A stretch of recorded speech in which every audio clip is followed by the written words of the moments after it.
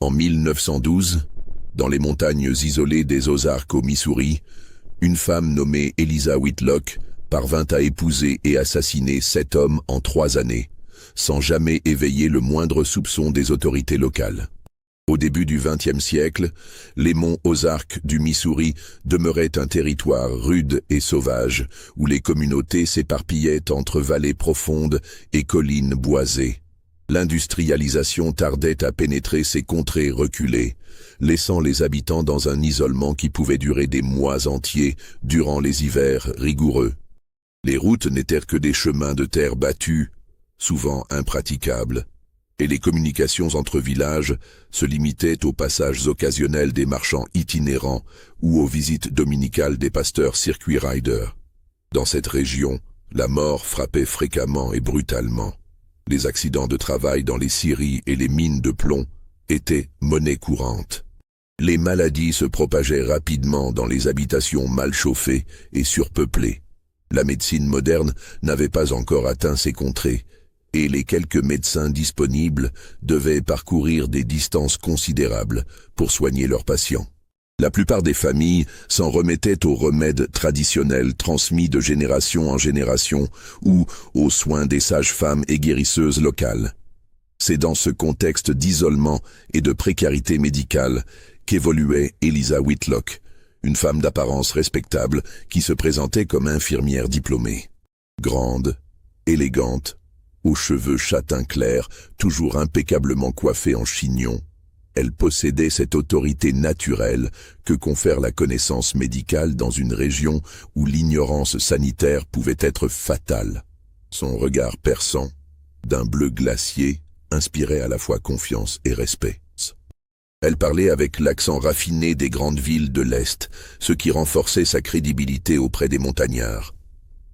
Eliza prétendait avoir été formée à l'hôpital Saint-Luc de Kansas City, une institution réputée qui avait effectivement ouvert une école d'infirmières en 1908. Elle exhibait un certificat d'apparence officiel portant cachet et signature que nul dans ces montagnes reculées n'avait les moyens de vérifier. Son savoir médical, bien que limité, suffisait amplement à impressionner des populations rurales habituées à soigner leurs maux avec des cataplasmes de moutarde et des tisanes d'écorce de saule. Cette expertise supposée lui ouvrait toutes les portes. Dans les Ozarks de 1912, une infirmière représentait l'espoir face à la maladie, le réconfort face à la souffrance, la science face à l'ignorance. Les familles l'accueillaient avec reconnaissance et les hommes seuls, particulièrement les veufs, voyaient en elle non seulement une professionnelle compétente, mais aussi une compagne potentielle capable de prendre soin d'eux et de leurs enfants. L'affaire débuta réellement au printemps de 1912, dans le petit hameau de Cedar Creek, niché au fond d'une vallée étroite où serpentait une rivière aux eaux claires. Thomas Brennan, un veuf de 42 ans qui exploitait une petite scierie, était tombé gravement malade. Une fièvre tenace le clouait au lit depuis plusieurs semaines, et sa sœur Martha, venue de Springfield pour s'occuper de lui, commençait à désespérer de le sauver. C'est alors qu'Eliza Whitlock fit son apparition, arrivant à Cedar Creek par la diligence hebdomadaire qui reliait le hameau au chef-lieu de comté. Elle se présenta au magasin général de Joshua Hartwell comme une infirmière diplômée. En route vers les mines de Granby où l'attendait, disait-elle, un poste dans l'infirmerie de la compagnie minière. Apprenant l'état de Thomas Brennan, elle proposa immédiatement ses services, refusant même toute rémunération pour cette consultation de charité chrétienne. Martha Brennan accueillit cette aide providentielle avec un soulagement immense. Eliza examina le malade avec une compétence apparente, palpant son front, écoutant sa respiration, prenant son pouls avec la précision d'une professionnelle expérimentée. Elle diagnostiqua une pneumonie compliquée d'une infection pulmonaire, mais assura la sœur que le cas n'était pas désespéré. Il fallait simplement appliquer les méthodes modernes de traitement qu'elle avait apprises à Kansas City. Durant 3 semaines, Eliza soigna Thomas avec un dévouement exemplaire. Elle préparait des tisanes aux herbes qu'elle prétendait avoir rapportées de la ville, appliquait des compresses chaudes, administrait des gouttes d'un tonique qu'elle avait confectionné selon une formule hospitalière secrète. Progressivement, l'état du malade s'améliora. La fièvre tomba, l'appétit revint, et bientôt Thomas put se lever et reprendre quelques activités légères. Martha Brennan ne tarissait pas d'éloges sur cette infirmière miraculeuse. Elle raconta à tout Cedar Creek comment Eliza avait sauvé son frère d'une mort certaine, et bientôt tout le hameau connut les exploits médicaux de cette femme providentielle. Thomas lui-même, reconnaissant et impressionné par tant de compétences et de dévouement, commença à éprouver des sentiments plus tendres pour sa sauveuse. Eliza, de son côté, observait avec satisfaction l'effet de ses soins sur son patient. Non pas tant l'amélioration de sa santé, qui résultait surtout du repos forcé et de quelques remèdes de bonne femme, mais plutôt l'attachement croissant que Thomas manifestait à son égard. Elle avait calculé avec précision chaque geste, chaque attention, chaque moment de tendresse feinte pour tisser autour de cet homme solitaire un réseau d'obligations morales et sentimentales dont il ne pourrait plus s'échapper. Quand Thomas fut complètement rétabli, Eliza annonça qu'elle devait reprendre sa route vers Granby pour honorer son engagement auprès de la compagnie minière. Cette perspective plongea Thomas dans une mélancolie profonde. Comment pourrait-il vivre désormais sans cette femme qu'il avait non seulement sauvée de la mort, mais qui avait aussi apporté dans sa maison solitaire une présence féminine rassurante et compétente? Le soir précédant le départ prévu d'Eliza, Thomas rassembla tout son courage pour lui faire une proposition de mariage. Il était encore jeune, possédait une scierie prospère, une belle maison en rondin face à la rivière, et quelques économies mises de côté depuis la mort de sa première épouse. Il offrait à Eliza une vie respectable, confortable selon les standards locaux, et surtout l'amour sincère d'un homme qui lui devait la vie. Eliza feignit la surprise, puis l'émotion. Elle avoua qu'elle aussi avait ressenti une attirance profonde durant ces semaines de soins, mais qu'une femme de sa condition ne pouvait accepter une proposition aussi soudaine sans y réfléchir sérieusement. Cependant, ajouta-t-elle avec une modestie calculée, si Thomas était vraiment sincère dans ses sentiments, peut-être pourrait-elle envisager de renoncer à son poste de Granby pour construire avec lui une existence nouvelle dans ces montagnes qu'elle avait apprises à aimer. Le mariage eut lieu 6 semaines plus tard, en juin 1912, dans la petite église méthodiste de Cedar Creek. Le pasteur Cornelius Webb, un homme âgé qui officiait dans la région depuis 30 ans, bénit cette union avec une satisfaction évidente. Il était rare de voir un veuf retrouver si rapidement le bonheur, surtout avec une épouse aussi manifestement vertueuse et compétente qu'Eliza Whitlock. Martha Brennan, qui avait initialement exprimé quelques réserves sur la rapidité de cette union, finit par se réjouir de voir son frère si heureux. Eliza avait su la conquérir par sa gentillesse et sa déférence, lui demandant constamment conseil sur la tenue de la maison et les habitudes locales. Cette humilité apparente rassura Martha sur les intentions de sa nouvelle belle-sœur. Les premiers mois du mariage furent idylliques. Eliza tint parfaitement son rôle d'épouse dévouée. Elle cuisinait avec talent, entretenait la maison avec un soin méticuleux et aidait même Thomas dans la comptabilité de sa scierie, révélant une compétence inattendue pour les chiffres et la gestion. Les habitants de Cedar Creek la considéraient comme un modèle d'épouse chrétienne, et plusieurs jeunes filles du hameau venaient lui demander conseil sur les arts ménagers et les soins aux malades. Cependant, dès le début de l'automne, Thomas commença à manifester des symptômes troublants. Il se plaignait de maux d'estomac persistants, de nausées matinales et d'une fatigue qui s'aggravait de semaine en semaine. Son appétit diminua progressivement et il perdit du poids de manière inquiétante. Eliza, inquiète pour la santé de son époux, multipliant les soins et les attentions, préparant des bouillons fortifiants et des tisanes digestives, selon des recettes qu'elle prétendait tenir de ses maîtres de Kansas City. Martha Brennan, alertée par l'état de son frère, suggéra de faire venir le docteur Jamison de Springfield, mais Thomas refuse, préférant s'en remettre aux soins experts de sa femme. N'était-ce pas Eliza, qu'il avait déjà sauvée d'une mort certaine quelques mois auparavant, Qui mieux qu'une infirmière diplômée pouvait comprendre et traiter ces mots? Elisa approuva cette décision, expliquant que les symptômes de Thomas correspondaient à un dérangement digestif chronique, fréquent chez les hommes de son âge qui avaient vécu seuls trop longtemps et négligé leur alimentation. Elle avait vu de nombreux cas similaires à l'hôpital, et le traitement ne nécessitait que de la patience, un régime approprié et les remèdes qu'elle préparait avec le plus grand soin.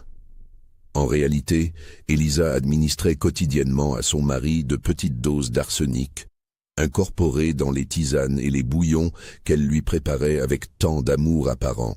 L'arsenic, facilement disponible comme mort d'Ora dans tous les magasins généraux de la région, était indétectable au goût quand il était mélangé à des préparations amères ou épicées. Ses effets, administration après administration, mimaient parfaitement les symptômes d'une maladie digestive chronique, et dans une région où les diagnostics médicaux étaient approximatifs, personne ne songeait à suspecter un empoisonnement délibéré. Thomas s'affaiblit rapidement durant le mois de novembre. Il ne pouvait plus travailler à la scierie, et Elisa dut embaucher un ouvrier temporaire pour maintenir l'activité. Elle se montra parfaite dans ce rôle d'épouse courageuse, gérant les affaires de son mari malade, tout en le soignant avec un dévouement qui forçait l'admiration de tous. Le 28 novembre 1912, Thomas Brennan mourut dans son sommeil, après une agonie de plusieurs jours marquée par des vomissements incoercibles et des douleurs abdominales atroces. Elisa, effondrée de chagrin apparent, tint la main de son époux jusqu'à son dernier souffle, récitant des prières et murmurant des mots de réconfort. Le pasteur Webb et le docteur Jamieson, finalement appelés pour constater le décès, attribuèrent la mort à une gastro-entérite maligne compliquée, probablement causée par une intoxication alimentaire chronique. Dans une région où la conservation des aliments était précaire et les conditions d'hygiène souvent défaillantes, ce diagnostic ne surprit personne. Le docteur Jamieson loua même Elisa pour la qualité de ses soins, affirmant que sans son dévouement, Thomas serait mort bien plus tôt. Les funérailles de Thomas Brennan eurent lieu par une froide journée de décembre dans le petit cimetière de Cedar Creek, où reposaient déjà 3 générations de pionniers des Ozarks. Toute la communauté était présente pour rendre hommage à cet homme respecté et pour témoigner sa sympathie à sa veuve éplorée. Elisa joua parfaitement son rôle de veuve inconsolable. Vêtue de noir intégral, elle pleura avec une discrétion qui touchait tous les cœurs, acceptant les condoléances avec une dignité qui forçait le respect. Martha Brennan, malgré sa propre douleur, prit soin de sa belle-sœur, l'invitant à venir vivre chez elle à Springfield, plutôt que de rester seule dans la maison de Cedar Creek, chargée de tant de souvenirs.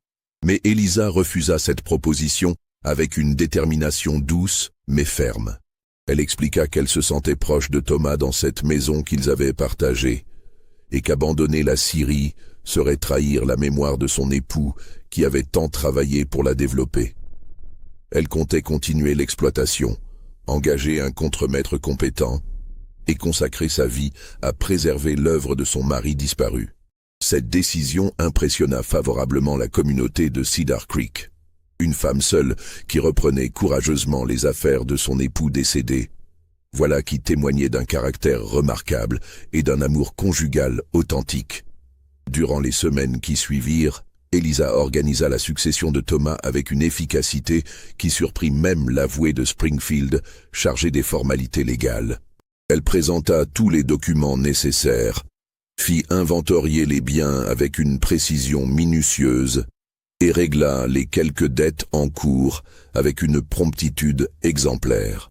En tant qu'épouse légitime, elle héritait naturellement de tous les biens de Thomas, la scierie, la maison, les terres attenantes et une somme d'environ $800 déposée à la banque de Springfield. Cependant, au début de février 1913, Elisa annonça qu'elle avait pris la décision de vendre la scierie et de quitter Cedar Creek. Les souvenirs étaient trop douloureux, expliqua-t-elle, et elle souhaitait recommencer sa vie ailleurs, peut-être retourner exercer son métier d'infirmière dans une grande ville où ses compétences seraient mieux utilisées. Cette décision suscita quelques murmures dans la communauté, Pourquoi partir si vite après avoir affirmé vouloir préserver la mémoire de Thomas? Mais Elisa sut justifier ce changement par l'évolution naturelle de son chagrin.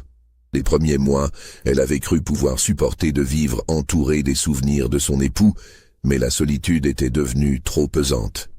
Mieux valait partir avant que la mélancolie ne ruine définitivement sa santé et sa raison. En mars 1913, Elisa vendit la Syrie et les terres à un consortium de Kansas City pour la somme de $1 200, un prix correct selon les standards locaux. Elle organisa une vente aux enchères pour les meubles et les effets personnels, ne conservant que quelques souvenirs et ses affaires personnelles.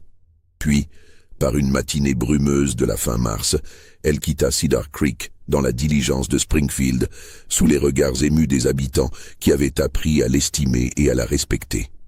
Ce que nul ne savait, c'est qu'Elisa ne se rendait pas à Springfield, mais dans la petite ville de Carthage, à 50 milles au sud-ouest, où elle comptait recommencer sa macabre entreprise sous une nouvelle identité.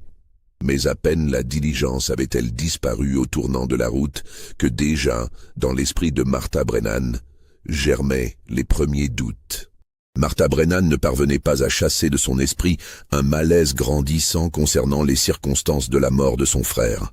Non pas qu'elle soupçonnât explicitement Elisa d'un acte criminel, mais certains détails la troublaient. Des détails qu'elle n'avait pas osé mentionner durant les mois de deuil par respect pour la veuve. D'abord, il y avait cette rapidité troublante avec laquelle Thomas était tombé malade après son mariage. Certes, il avait déjà été gravement atteint au printemps précédent, mais Elisa l'avait alors guéri complètement.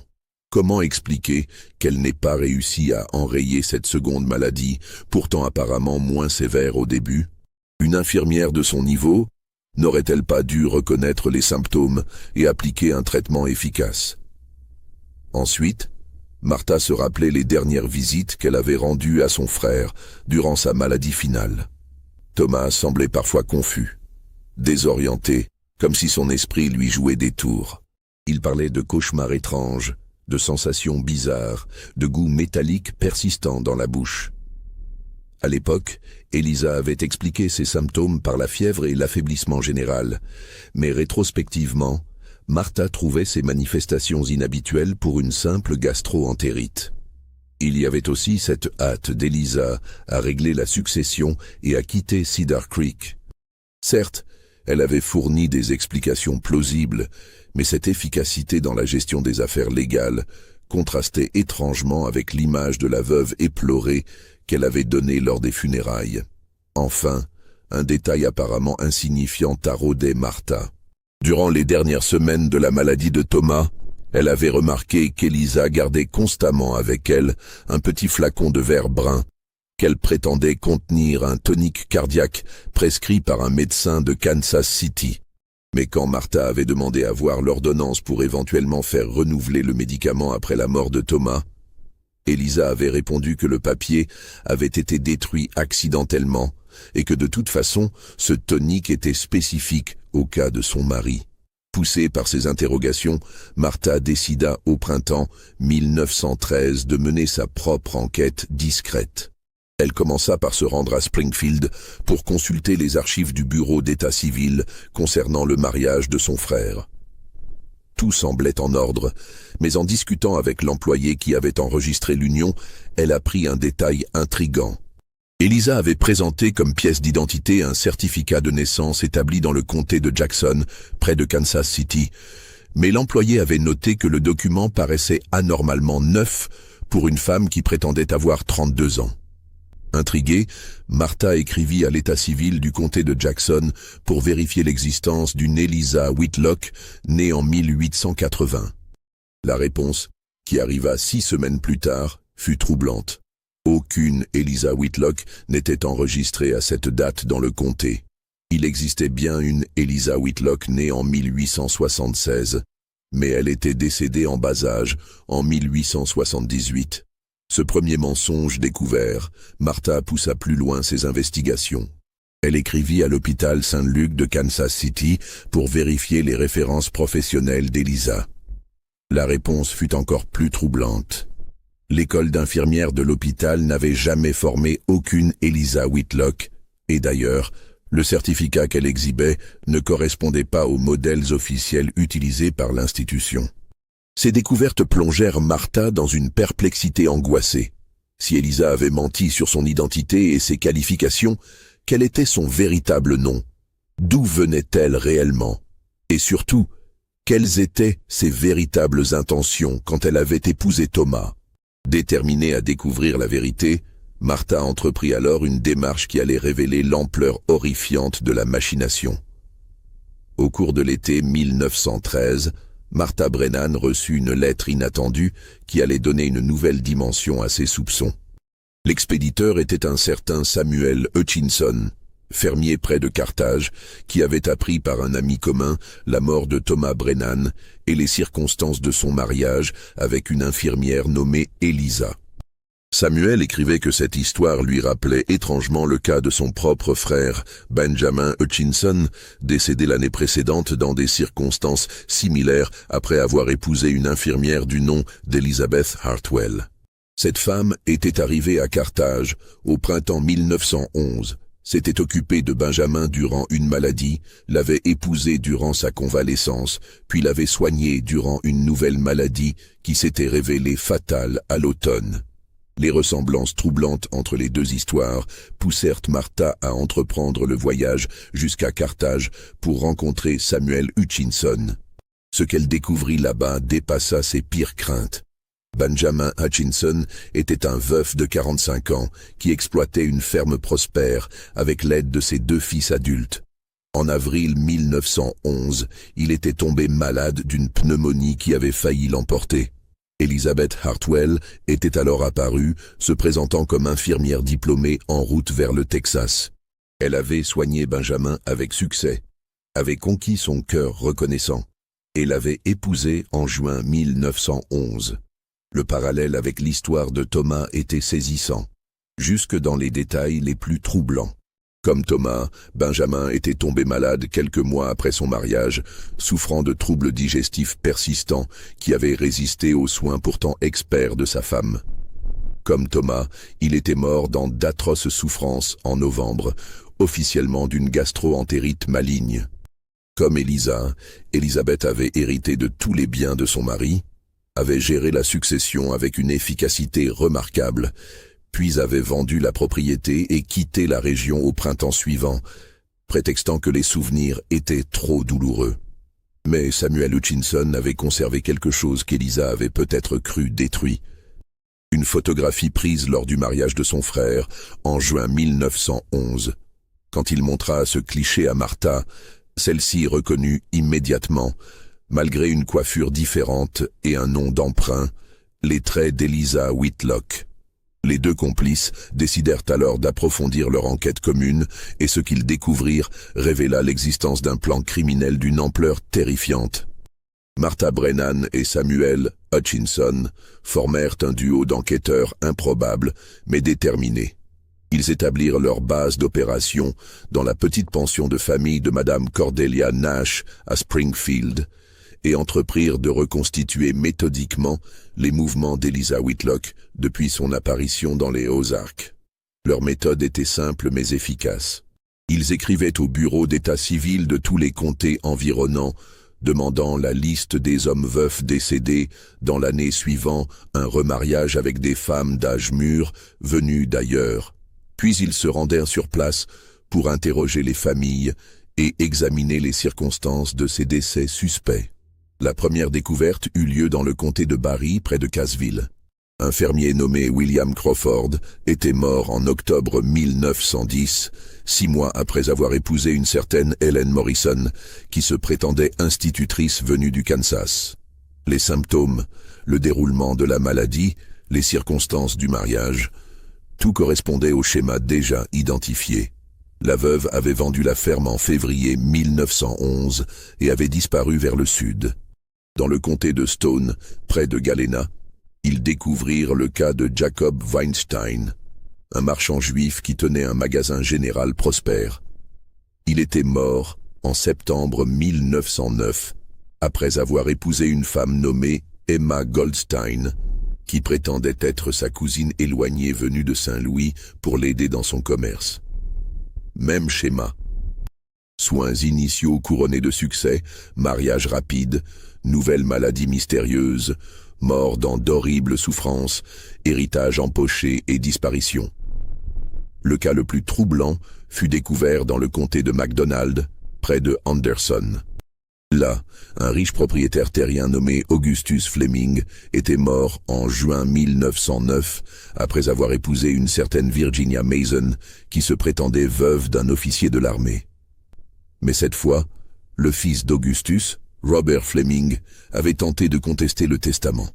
Il avait même engagé un avocat de Kansas City et demandé l'exhumation du corps de son père. L'affaire avait fait grand bruit localement, d'autant que Robert Fleming accusait ouvertement sa belle-mère d'avoir empoisonné son père. Mais Virginia Mason avait disparu avant le début des procédures légales, emportant avec elle une somme estimée à plus de $3 000. L'enquête avait été abandonnée faute de suspect, et Robert Fleming avait dû renoncer à ses poursuites. En interrogeant Robert Fleming, Martha et Samuel obtinrent une description détaillée de Virginia Mason qui correspondait parfaitement à Eliza Whitlock. Plus troublante encore, Robert avait conservé plusieurs lettres que son père avait reçues de sa fiancée avant leur mariage.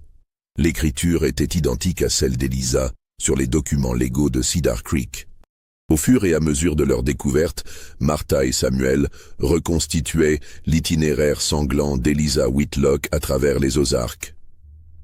Depuis 1908 au moins, elle écumait systématiquement la région, se déplaçant de comté en comté selon un plan soigneusement élaboré. Elle choisissait ses victimes avec soin.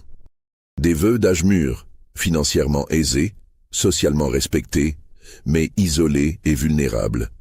Son modus operandi était d'une précision diabolique et révélait une connaissance approfondie de la psychologie masculine et des usages sociaux de la région. L'analyse minutieuse des différents cas révéla à Martha et Samuel la sophistication terrifiante du système mis au point par Eliza Whitlock. Cette femme n'était pas une criminelle impulsive, mais une prédatrice méthodique qui avait perfectionné sa technique au fil de ses meurtres successifs. D'abord, le choix des victimes obéissait à des critères précis. Eliza ne s'attaquait jamais aux hommes les plus riches de la région, dont la mort soudaine après un remariage aurait éveillé des soupçons. Elle évitait aussi les veuves trop jeunes qui auraient pu lui résister physiquement, ou trop âgées, dont la mort naturelle n'aurait pas été suffisamment lucrative. Sa cible idéale était l'homme de 40 à 50 ans, veuf récent, possédant des biens d'une valeur comprise entre $1 000 et $3 000 et surtout isolé socialement. Cette dernière condition était cruciale. Eliza choisissait des hommes qui avaient peu de familles proches ou dont les relations familiales étaient tendues. Thomas Brennan n'avait qu'une sœur vivant à distance. Benjamin Hutchinson était brouillé avec ses fils. Jacob Weinstein était isolé par sa religion minoritaire dans une région majoritairement chrétienne. Cette solitude facilitait l'approche d'Eliza et limitait les risques d'enquête après la mort de la victime. La méthode d'approche était également rodée. Eliza n'arrivait jamais directement chez sa victime. Elle s'installait d'abord dans la région sous une fausse identité professionnelle prestigieuse. Infirmière, institutrice ou veuve d'officier. Elle attendait qu'un homme correspondant à ses critères tombe malade, puis elle proposait spontanément ses services. Cette stratégie lui permettait d'entrer dans l'intimité de sa victime par la porte de la reconnaissance et de la gratitude. Dans certains cas, quand aucun candidat ne tombait malade naturellement, Eliza provoquait elle-même la maladie initiale. Samuel Hutchinson se rappelait que son frère Benjamin avait commencé à se sentir mal juste après avoir pris un repas préparé par Elizabeth dans une auberge locale où elle logeait temporairement. À l'époque, personne n'avait fait le rapprochement, mais rétrospectivement, ce hasard prenait une signification sinistre. Une fois la confiance établie et la gratitude acquise, Eliza déployait ses talents de séduction avec une habileté consommée. Elle savait parfaitement doser l'attention et la réserve, la compétence professionnelle et la vulnérabilité féminine, la dévotion et l'indépendance. Elle se présentait toujours comme une femme accomplie, mais malheureuse. Possédant une formation et une expérience qui la plaçait au-dessus de la condition féminine ordinaire, mais ayant connu des épreuves qui l'avaient rendue humble et compatissante. Ses histoires personnelles variaient selon les victimes, mais suivaient toujours le même schéma. Orpheline élevée par des parents adoptifs aisés, formée dans les meilleures institutions, puis frappée par la tragédie. Tantôt elle était veuve d'un médecin mort de la tuberculose, tantôt fille unique d'un banquier ruiné par une crise financière, tantôt ancienne, fiancée d'un ingénieur tué dans un accident de chemin de fer. Ces drames inventés expliquaient sa solitude actuelle et justifiaient sa recherche d'une nouvelle stabilité affective. Le mariage était toujours présenté comme une décision difficile pour Elisa, un renoncement douloureux à sa carrière professionnelle, motivé uniquement par l'amour sincère qu'elle éprouvait pour son sauvé devenu sauveteur.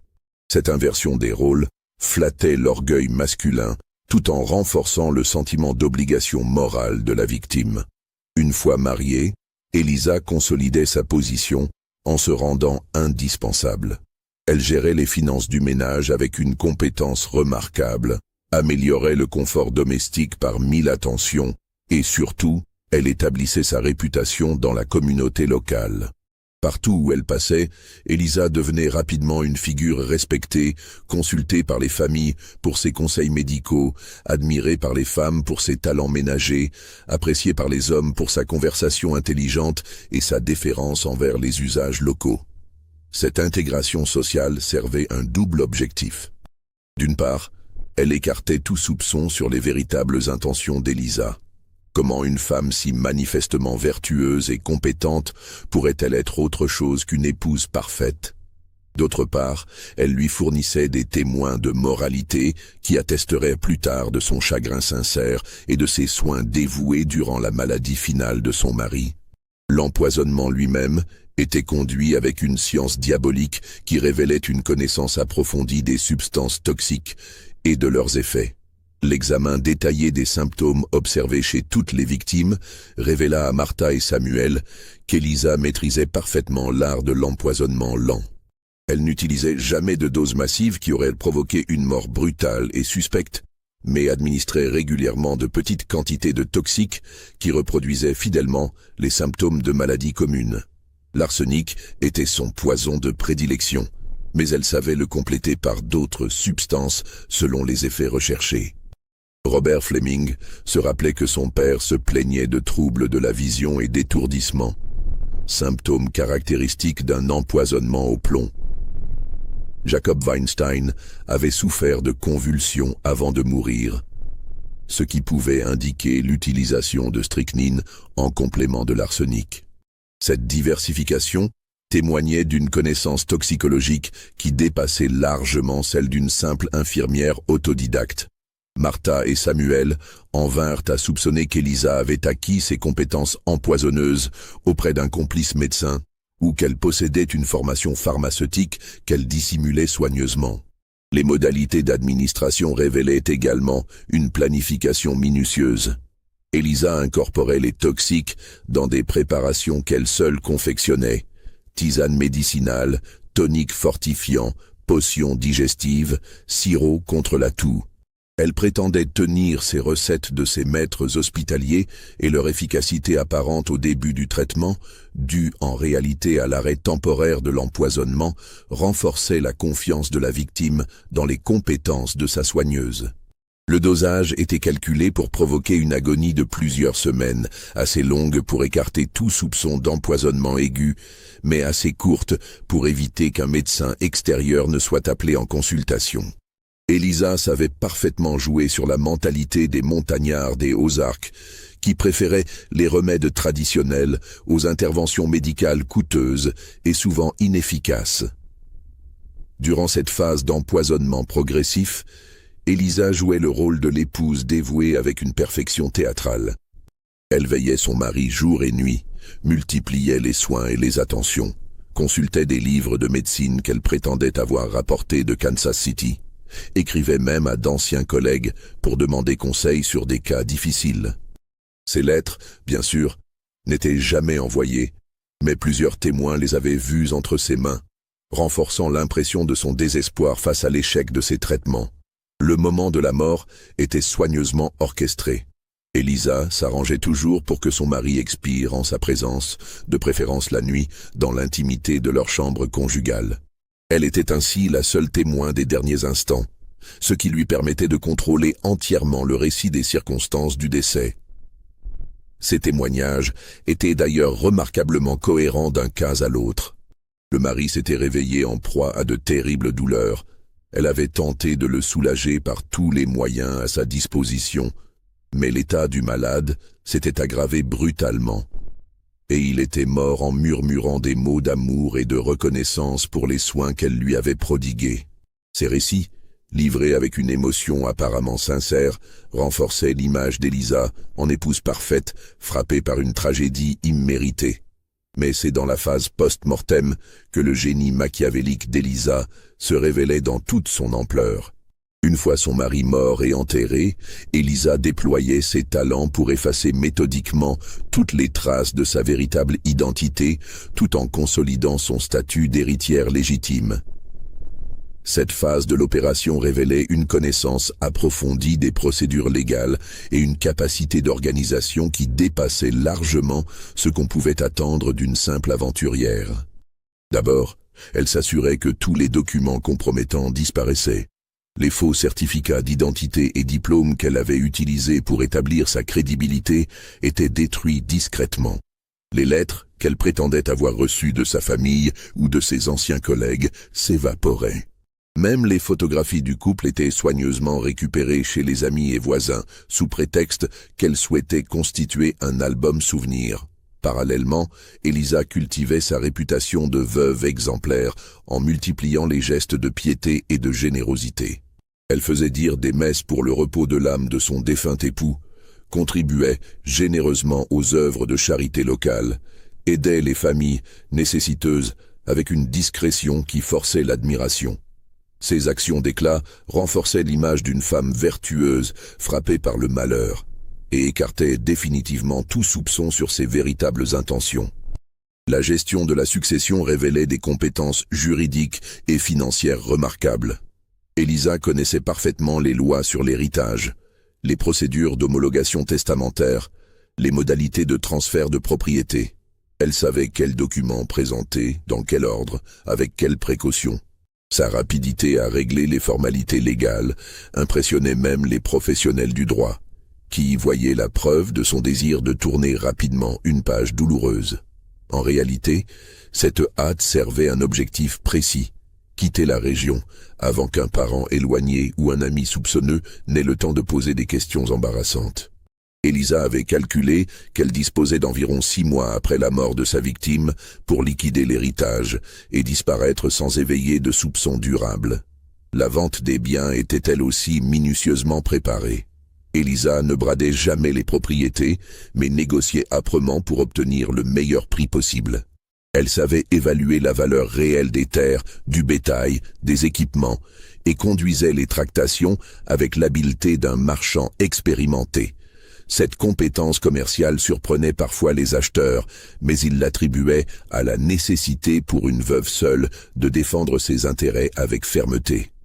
L'argent liquide était immédiatement converti en valeurs facilement transportables.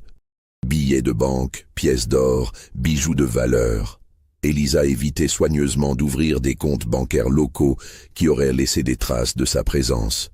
Elle préférait garder sa fortune sur elle, dissimulée dans des ceintures secrètes ou des doubles fonds de ses bagages. Au moment du départ, Elisa mettait en scène sa propre disparition avec un art consommé. Elle annonçait son intention de retourner dans sa famille ou de reprendre sa carrière professionnelle dans une grande ville lointaine. Elle évoquait des lettres reçues, des offres d'emploi, des obligations familiales qui la rappelaient ailleurs. Puis, elle s'évanouissait littéralement, prenant soin de brouiller sa piste en changeant de nom, d'apparence et parfois même de personnalité sociale. Cette métamorphose était facilitée par un réseau de complicité que Martha et Samuel commençaient à soupçonner. Au fur et à mesure que progressaient leurs investigations, Martha Brennan et Samuel Hutchinson découvraient des indices troublants suggérant qu'Elisa Whitlock ne travaillait pas seule. Certains éléments de son modus operandi impliquaient des connaissances et des moyens qui dépassaient les capacités d'une femme isolée, même particulièrement intelligente et déterminée. D'abord, il y avait cette perfection des faux documents qu'elle utilisait. Les certificats d'état civil, les diplômes professionnels, les lettres de recommandation qu'elle exhibait étaient d'une qualité remarquable. Robert Fleming avait conservé une lettre que Virginia Mason prétendait avoir reçue de l'hôpital militaire où son premier mari avait soi-disant servi. Le papier, l'entête, la signature, tout semblait authentique. Seule une enquête approfondie auprès de l'institution concernée avait révélé la supercherie. Cette qualité de faussaire dépassait largement les capacités d'un amateur. Elle impliquait l'accès à des papiers officiels, à des cachets authentiques, à des modèles de documents administratifs. Martha et Samuel en vinrent à soupçonner qu'Elisa bénéficiait des services d'un faussaire professionnel, probablement basé dans une grande ville comme Saint-Louis ou Kansas City. Ensuite, il y avait cette connaissance approfondie des régions où elle opérait. Quand Elisa arrivait dans un nouveau territoire, elle semblait déjà parfaitement informée des conditions locales, des principales familles, des histoires de chacun, des rivalités et des alliances. Cette information ne pouvait pas être acquise lors d'un simple passage exploratoire. Elle supposait un travail de renseignement préalable, peut-être conduit par des complices qui la précédaient sur le terrain. Samuel Hutchinson se rappelait qu'avant l'arrivée d'Elizabeth Hartwell à Carthage, un marchand ambulant était passé dans la région, posant beaucoup de questions sur les familles locales, sous prétexte d'évaluer le potentiel commercial du territoire. Cet homme avait montré un intérêt particulier pour les veuves aisées, prétendant qu'il constituait une clientèle privilégiée pour certains produits de luxe. Sur le moment, personne n'avait trouvé ces questions suspectes, mais rétrospectivement, elles prenaient une signification inquiétante. Il y avait aussi cette facilité avec laquelle Elisa disparaissait après chaque meurtre. Quitter une région isolée des Ozarks n'était pas simple pour une femme seule chargée de bagages et transportant une fortune en liquide. Les routes étaient rares et dangereuses, les moyens de transport limités, les risques de brigandage réels.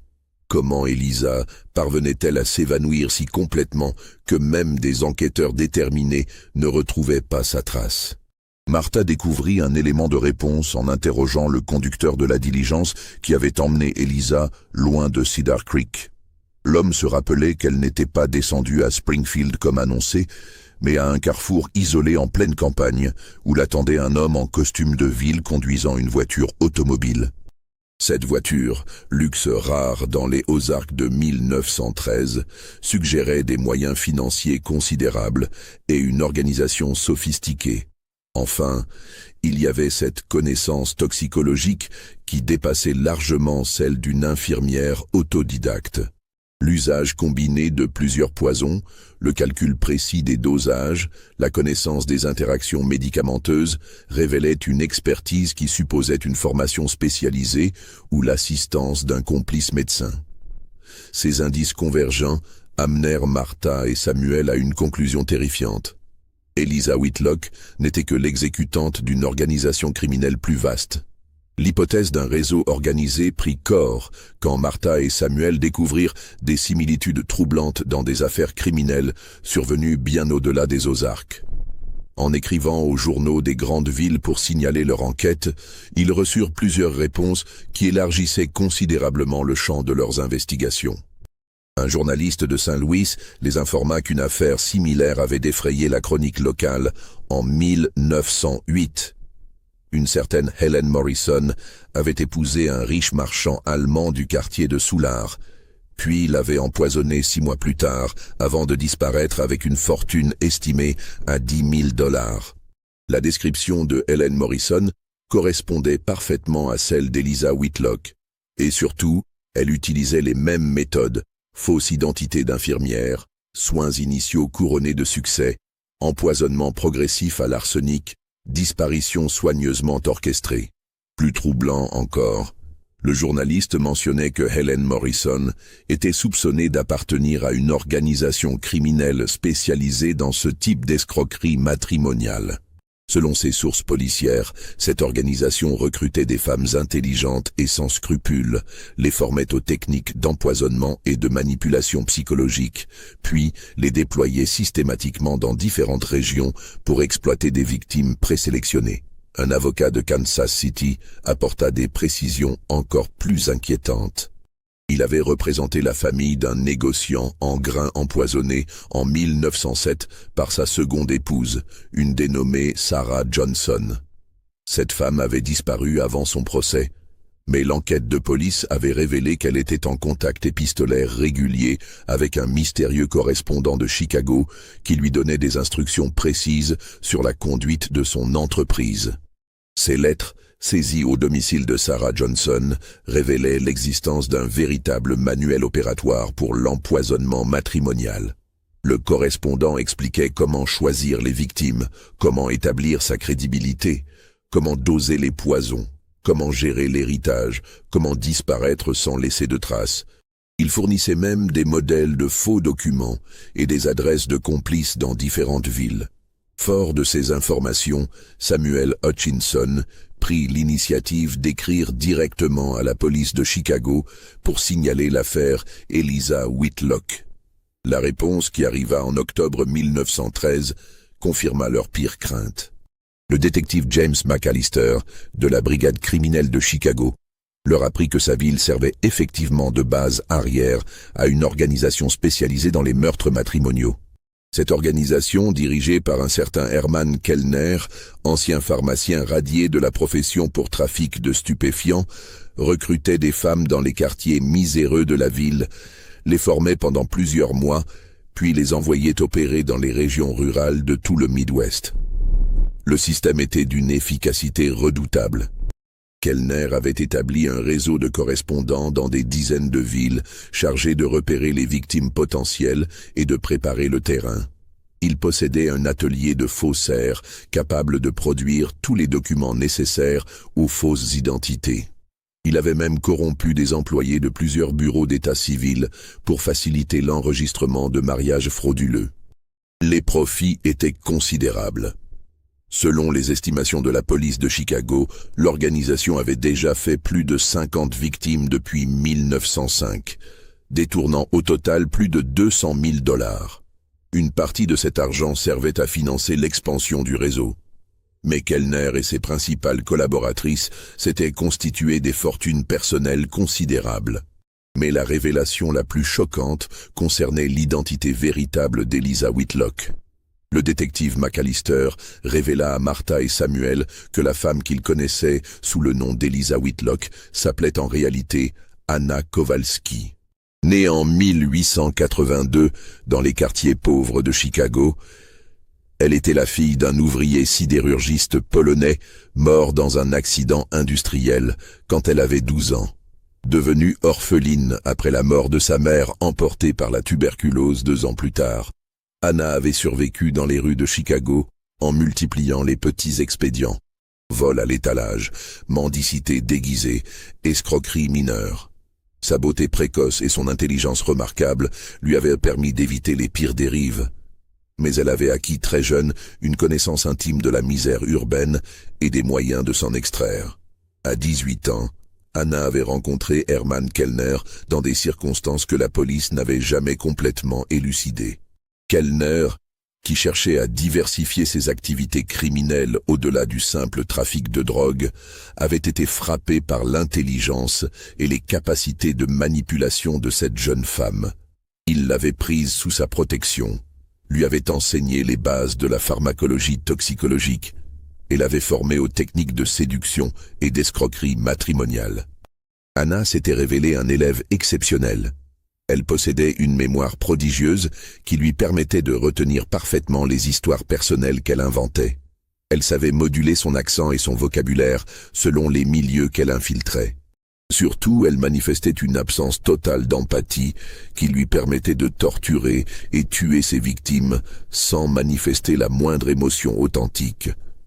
Ses premiers contrats avaient été exécutés dans les banlieues de Chicago même, où elle s'était attaquée à de petits commerçants et artisans prospères.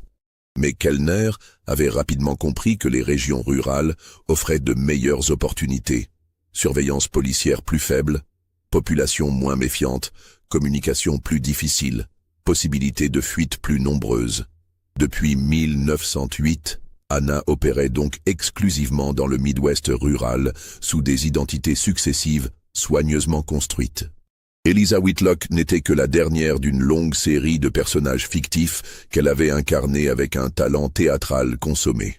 Le détective McAllister précisa que Anna était recherchée par les polices de 7 États différents pour au moins 23 meurtres confirmés.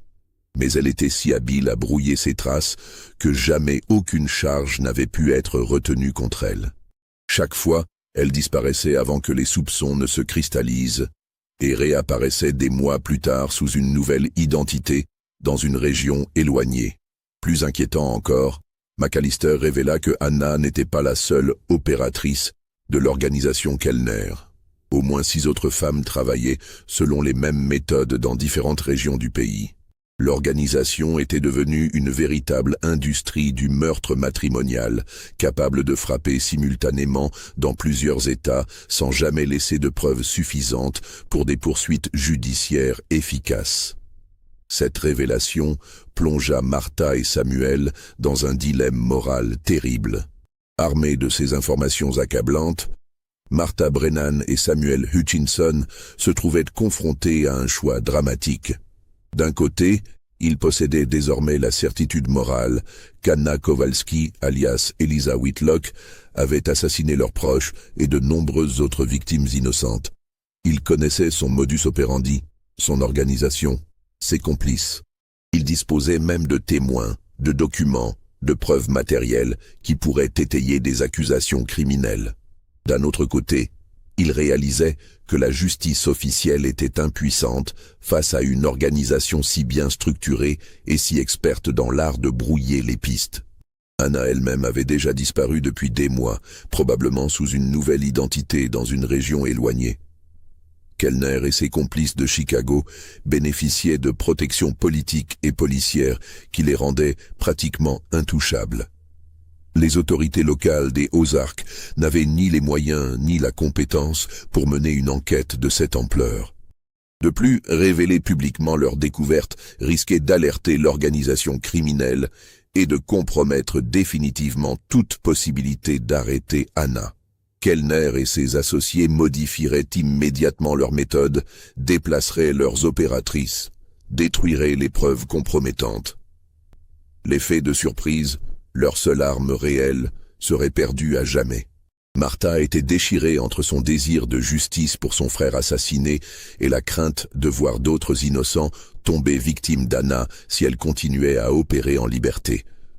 Samuel, plus pragmatique, penchait pour une dénonciation immédiate aux autorités fédérales, même si les chances de succès paraissaient minces. C'est alors qu'ils reçurent une lettre qui allait changer la donne de manière dramatique. L'expéditeur était un certain William Garrett, fermier près d'Aurora, dans le comté de Lawrence. Il avait entendu parler de leurs recherches par un ami commun et souhaitait les rencontrer de toute urgence. Sa lettre, rédigée d'une écriture tremblante, laissait transparaître une angoisse profonde. Quand Martha et Samuel se rendirent chez lui en novembre 1913, William Garrett leur révéla qu'une femme correspondant exactement à la description d'Anna Kowalski venait d'arriver dans sa région sous l'identité de Margaret Stevens, veuve d'un médecin et infirmière diplômée. Elle s'était installée chez sa sœur qui tenait une pension de famille et avait déjà commencé à s'intéresser à plusieurs veufs du voisinage. Plus troublante encore, Garrett avait remarqué que Margaret Stevens portait une bague ornée d'un saphir qu'il avait reconnu.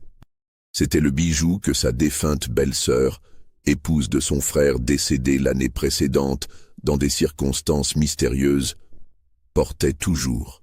Ce détail lui avait fait comprendre que la mort de son frère n'était peut-être pas naturelle, et il avait entrepris ses propres recherches qu'il avait menées jusqu'à Martha et Samuel. Cette découverte offrait à nos deux enquêteurs une opportunité unique.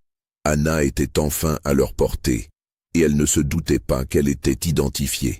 L'arrivée d'Anna Kowalski dans le comté de Lawrence, sous l'identité de Margaret Stevens, offrait à Martha, Samuel et William Garrett une chance inespérée de mettre fin à la carrière criminelle de l'empoisonneuse.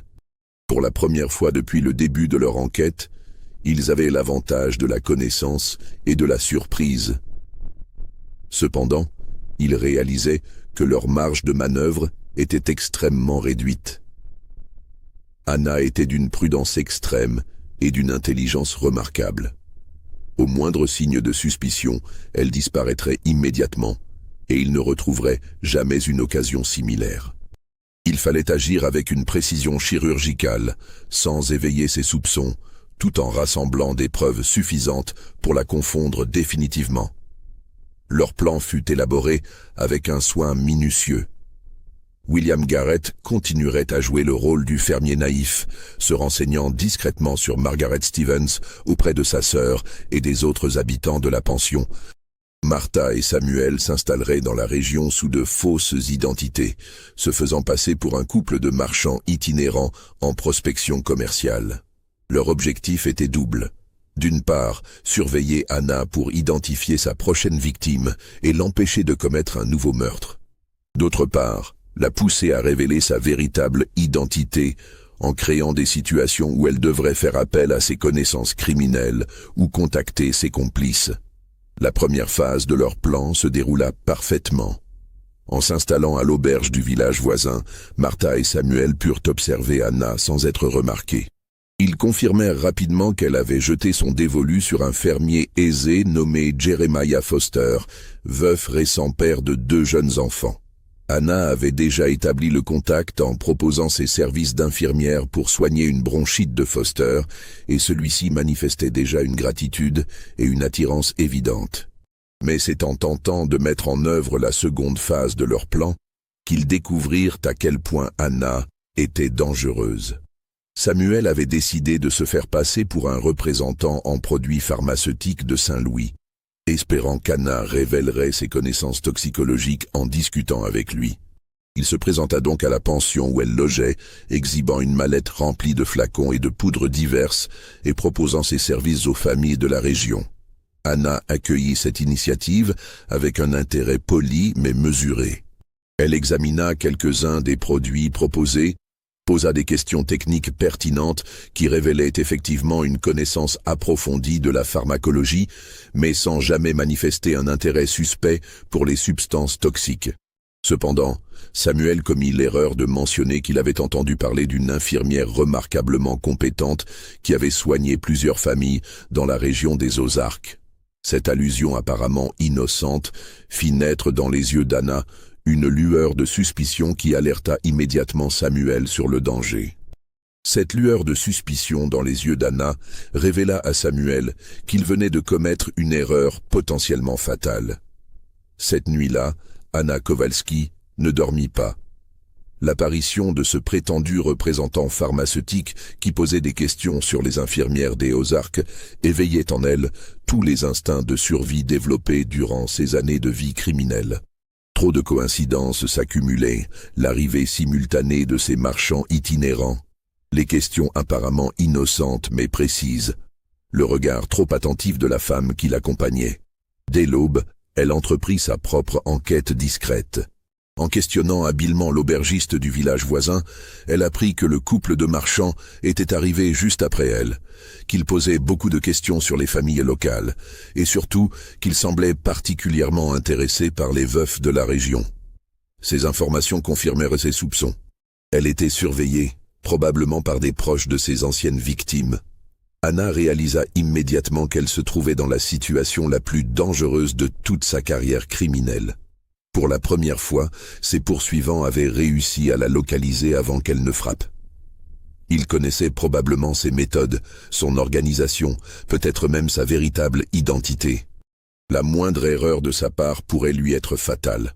Cependant, loin de céder à la panique, Anna décida de retourner la situation à son avantage. Elle possédait un atout majeur sur ses poursuivants. Ils ignoraient qu'elle les avait identifiés. Elle pouvait donc continuer à jouer son rôle de Margaret Stevens tout en préparant sa riposte. Son plan fut d'une simplicité diabolique. Plutôt que de fuir immédiatement comme ses poursuivants s'y attendaient sans doute, elle allait accélérer son calendrier et éliminer rapidement Jeremiah Foster. Puis, elle disparaîtrait en semant derrière elle suffisamment de confusion pour échapper définitivement à ses traqueurs. Le lendemain, elle se rendit chez Foster sous prétexte de vérifier l'évolution de sa bronchite. L'homme était effectivement en voie de guérison, comme prévu, et témoignait à Margaret une gratitude qui frisait l'adoration. Anna jugea que le moment était venu de passer à la phase suivante de son plan habituel. Elle annonça à Foster qu'elle avait reçu une lettre l'informant qu'un poste d'infirmière-chef lui était proposé dans un hôpital de Springfield. C'était une opportunité exceptionnelle pour sa carrière, mais elle hésitait à accepter car elle s'était attachée à la région et aux gens qu'elle y avait rencontrés. Cette confession, livrée avec une émotion parfaitement simulée, produisit l'effet escompté. Foster, terrorisé à l'idée de perdre cette femme providentielle, lui déclara immédiatement ses sentiments et la supplia de rester en l'épousant. Il lui offrait une vie confortable, l'amour sincère d'un homme reconnaissant et la possibilité d'aider ses 2 jeunes enfants qui avaient besoin d'une mère. Anna feignit la surprise et l'émotion, demanda un délai de réflexion, puis accepta finalement cette proposition avec les apparences de la femme qui renonce à ses ambitions professionnelles par amour. Le mariage fut fixé à la semaine suivante, délai exceptionnellement court que Foster justifia par la crainte de voir Margaret changer d'avis et partir pour Springfield. Pendant ce temps, Martha, Samuel et William réalisaient avec horreur qu'Anna leur échappait une fois de plus.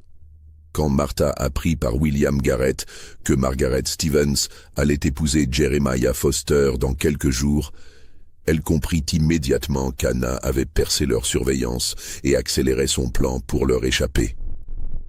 Cette nouvelle la plongea dans une angoisse terrible. Non seulement leurs efforts de plusieurs mois risquaient d'être anéantis, mais un homme innocent et ses 2 enfants allaient tomber victimes de l'empoisonneuse. Samuel, de son côté, était rongé par la culpabilité. Sa maladresse lors de la rencontre avec Anna avait probablement déclenché cette précipitation. En voulant la démasquer, il avait peut-être signé l'arrêt de mort de Jeremiah Foster. Cette responsabilité lui était insupportable. William Garrett proposait une solution radicale. Révéler immédiatement à Foster la véritable identité de sa fiancée et les dangers qu'il courait. Mais Martha et Samuel objectèrent que cette approche directe ferait fuir Anna sans qu'ils puissent la capturer, et qu'elle recommencerait ailleurs avec d'autres victimes. Ils décidèrent donc d'adopter une stratégie plus subtile. Martha se rendrait chez Foster sous prétexte d'acheter des produits de sa ferme, et tenterait de semer le doute dans son esprit sans révéler explicitement ses soupçons. Peut-être parviendrait-elle à le convaincre de retarder le mariage ou d'exiger des garanties sur l'identité de sa fiancée. Cette tentative se révéla un échec complet. Foster, aveuglé par son amour et sa gratitude envers Margaret, refusa d'écouter les insinuations prudentes de Martha. Il interpréta ces questions comme de la jalousie féminine ou de la curiosité déplacée, et mit poliment mais fermement fin à la conversation. Plus grave encore, Foster rapporta cette visite étrange à Margaret, lui demandant si elle connaissait cette femme qui posait tant de questions sur leur mariage imminent. Anna, alertée, comprit que ses poursuivants tentaient maintenant d'intervenir directement. Elle réalisa que le temps lui était compté. Le mariage eut lieu comme prévu, dans la petite église baptiste du village. En présence d'une assistance réduite, mais émue. Anna joua parfaitement son rôle de fiancée radieuse, et Foster rayonnait de bonheur à l'idée de recommencer une nouvelle vie avec cette femme exceptionnelle. Martha, Samuel et William assistèrent à la cérémonie depuis le fond de l'église, le cœur serré par l'angoisse et l'impuissance. Ils voyaient Jeremiah Foster s'unir à son assassin futur avec la joie naïve d'un homme qui croit avoir trouvé le bonheur, ignorant qu'il venait de signer son propre arrêt de mort. Après la cérémonie, Anna emménagea dans la ferme de Foster avec une efficacité qui masquait ses véritables intentions. Elle prit immédiatement en main l'éducation des deux enfants, Sarah, âgée de 8 ans, et Tommy, âgé de 6 ans. Elle réorganisa la maison selon ses habitudes, établit de nouveaux rythmes domestiques et commença à s'intéresser de près à la gestion financière de l'exploitation. Pendant les premières semaines, tout sembla idyllique. Foster se montrait aux anges de voir ses enfants si bien pris en charge et sa maison si parfaitement tenue. Anna manifestait toutes les qualités d'une épouse et mère parfaite, au point que même les voisins les plus sceptiques sur ce mariage précipité finirent par reconnaître que Jeremiah avait fait le bon choix. Mais Martha, Samuel et William, qui surveillaient discrètement la ferme, remarquèrent bientôt des signes inquiétants. 3 semaines après le mariage, Jeremiah Foster commença à manifester les premiers symptômes que Martha et Samuel connaissaient si bien. Fatigue inexpliquée, perte d'appétit, troubles digestifs légers mais persistants. Anna expliqua ces manifestations par le stress du mariage et les changements de régime alimentaire, prescrivant à son époux des tisanes fortifiantes qu'elle préparait elle-même selon ses recettes d'infirmière. Pour Martha et Samuel, qui observèrent la ferme depuis un poste de surveillance discret établi dans un bosquet voisin, ces symptômes confirmaient leurs pires craintes. Anna avait commencé l'empoisonnement de sa nouvelle victime selon son protocole habituel. Dans quelques semaines, Jeremiah Foster serait mort et l'empoisonneuse disparaîtrait avec son héritage. Mais cette fois, un élément nouveau compliquait la situation, la présence des 2 enfants de Foster. Dans tous les cas précédents étudiés par Martha et Samuel, Anna s'était attaquée à des hommes sans enfants à charge, ou dont les enfants étaient déjà adultes et indépendants. Comment comptait-elle gérer Sarah et Tommy après la mort de leur père? Cette question trouva rapidement une réponse terrifiante. En espionnant les conversations d'Anna avec ses voisines, Martha découvrit qu'elle évoquait de plus en plus fréquemment les dangers que représentait la ferme pour de jeunes enfants. Les machines agricoles, les animaux imprévisibles, les puits non protégés, les produits chimiques mal rangés. Elle suggérait même qu'il faudrait peut-être envisager de placer Sarah et Tommy dans un pensionnat pour leur sécurité. Martha comprit avec horreur qu'Anna préparait méthodiquement l'élimination des enfants, probablement en maquillant leur mort en accident domestique. Cette perspective la révolta au-delà de tout ce qu'elle avait ressenti jusqu'alors. S'attaquer à des hommes adultes était déjà monstrueux. Mais tuer des enfants innocents dépassait les limites de l'acceptable.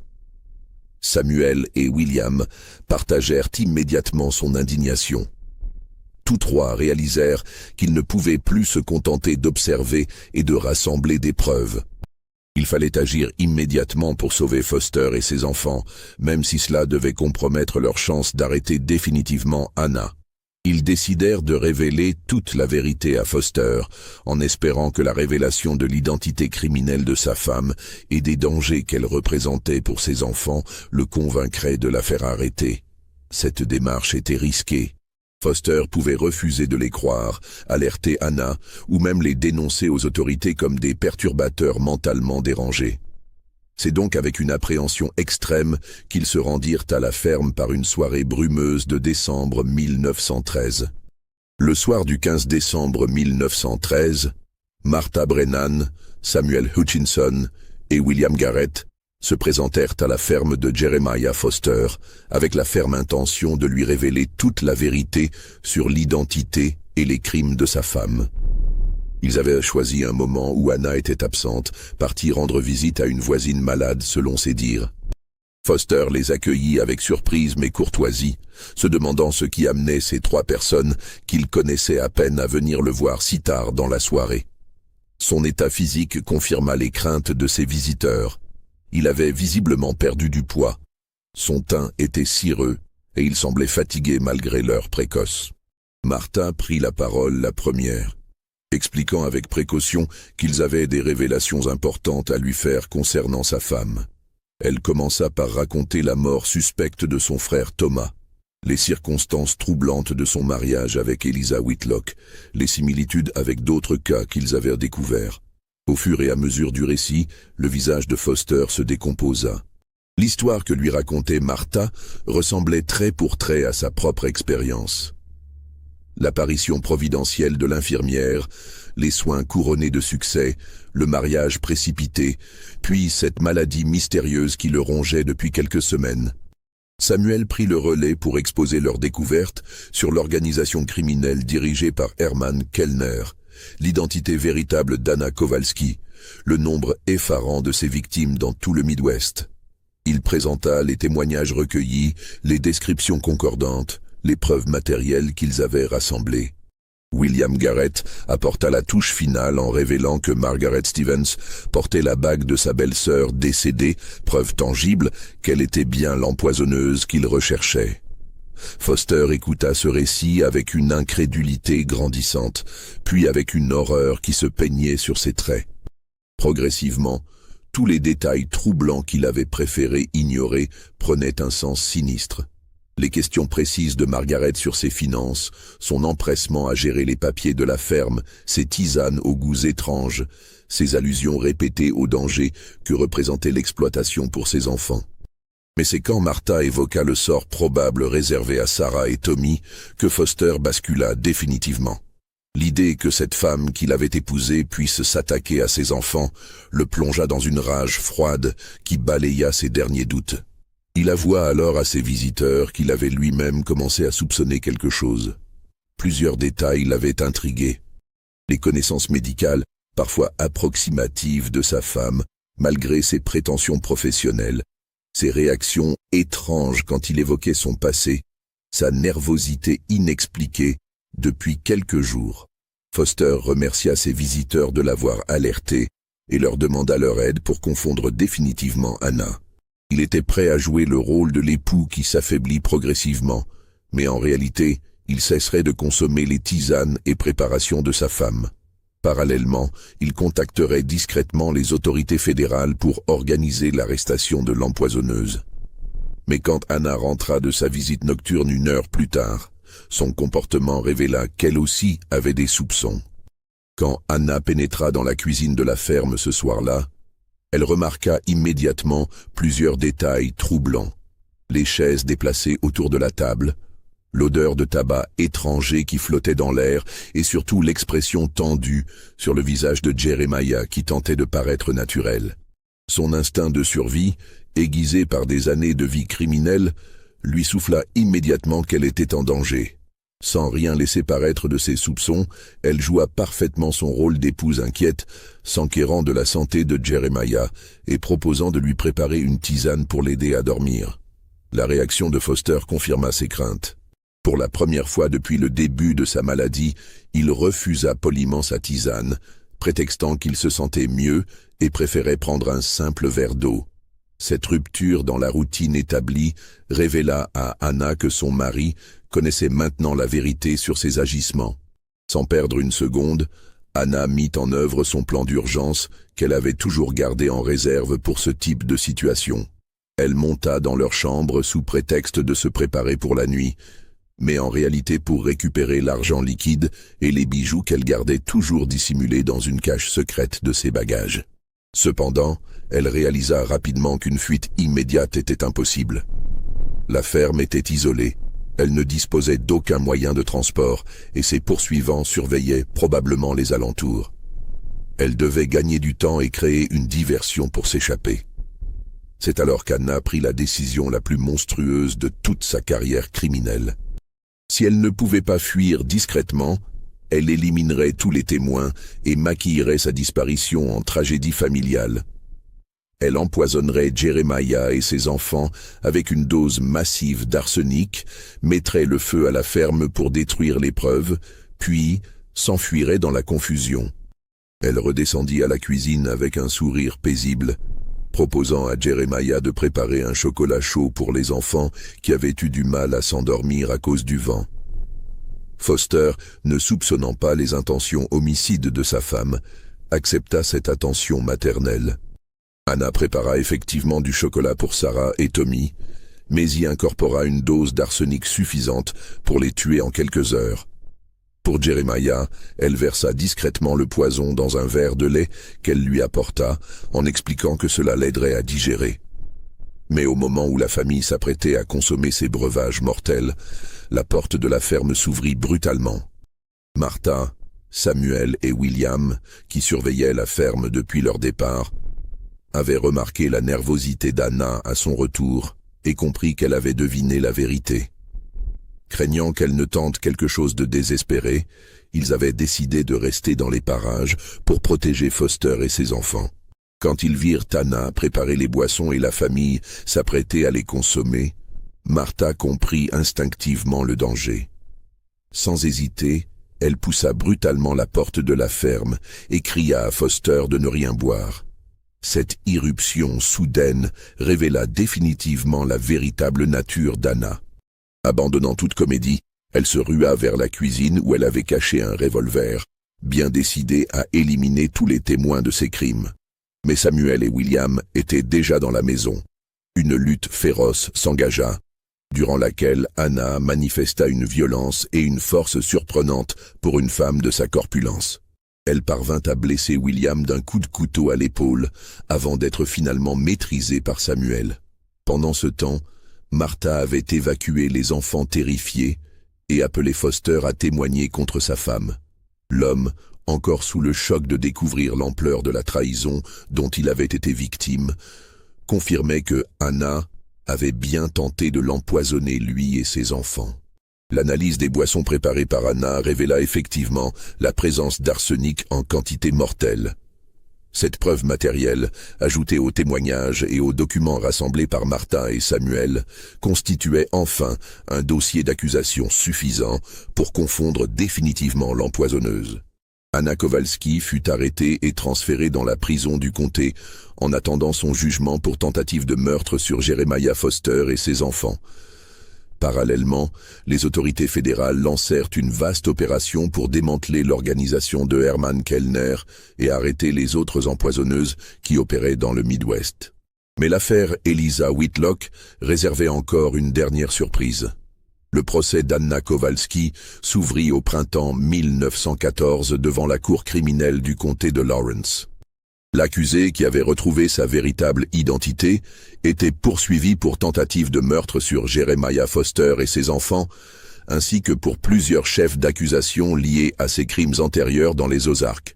Martha Brennan, Samuel Hutchinson et William Garrett témoignèrent longuement, exposant le résultat de leurs investigations et les preuves qu'ils avaient rassemblées.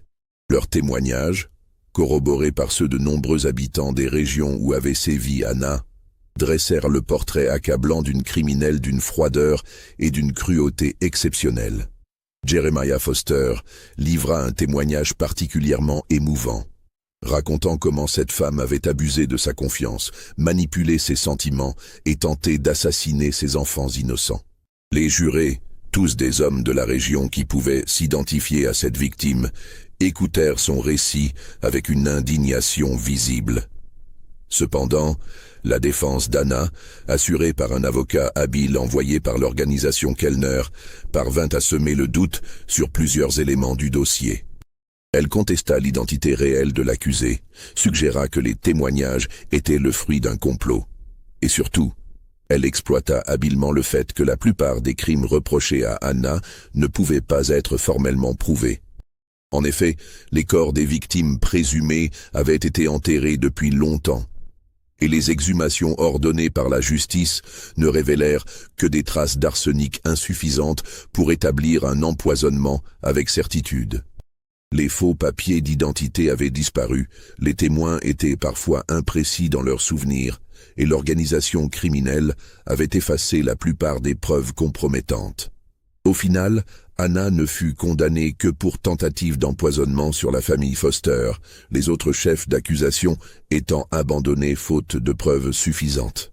Elle écopa de 20 ans de réclusion criminelle, une peine qui parut dérisoire à Martha et Samuel au regard de l'ampleur de ses crimes.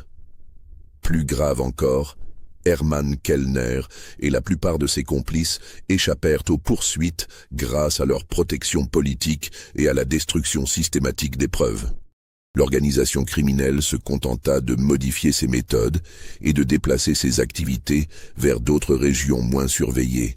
Anna Kowalski purgeait sa peine dans la prison pour femmes de Jefferson City quand la Première Guerre mondiale éclata. En 1917, profitant du désordre causé par le conflit et de la pénurie de personnel pénitentiaire, elle parvint à s'évader dans des circonstances qui ne furent jamais complètement élucidées. Depuis lors, elle n'a jamais été retrouvée. Certains témoignages non confirmés la signalent en Californie dans les années 20, puis au Texas dans les années 30, toujours sous de fausses identités, poursuivant peut-être sa macabre activité d'empoisonneuse matrimoniale. Martha Brennan mourut en 1938, emportant avec elle le sentiment d'une justice inachevée. Jusqu'à ses derniers jours, elle continua à recevoir des lettres de famille qui soupçonnaient avoir été victime d'Anna Kowalski sous l'une ou l'autre de ses identités d'emprunt. Samuel Hutchinson vécut plus longtemps, décédant en 1952. Dans ses dernières interviews accordées aux journalistes locaux, il affirmait que Anna Kowalski avait probablement fait plus de 50 victimes durant sa carrière criminelle et que d'autres femmes formées par l'organisation Kellner continuaient probablement à sévir quelque part en Amérique. Aujourd'hui encore, dans les archives criminelles du Missouri, l'affaire Eliza Whitlock reste officiellement classée comme résolue, mais les enquêteurs savent qu'elle n'a révélé qu'une partie de la vérité sur l'une des organisations criminelles les plus sophistiquées et les plus meurtrières de l'histoire américaine du XXe siècle. Les monts Ozarks ont gardé leur secret, et dans leurs vallées isolées, certaines familles murmurent encore le nom d'Eliza Whitlock quand elles évoquent les mystères non résolus de leur histoire locale. Car si Anna Kowalski a été arrêtée, combien d'autres femmes formées par Herman Kellner ont-elles continué à écumer les campagnes américaines, semant la mort sous l'apparence de la vertu et de la compassion? Cette question demeure sans réponse. Mais la prochaine fois que vous croiserez une femme seule, d'apparence respectable, qui se présente comme infirmière ou institutrice et manifeste un intérêt soudain pour un veuf de votre entourage, peut-être vous souviendrez-vous de l'épouvantable affaire d'Eliza Whitlock et vous poserez-vous la question: et si cette femme était l'une des héritières spirituelles d'Anna Kowalski? Car le mal ne disparaît jamais complètement. Il se contente de changer de visage et d'attendre patiemment sa prochaine occasion.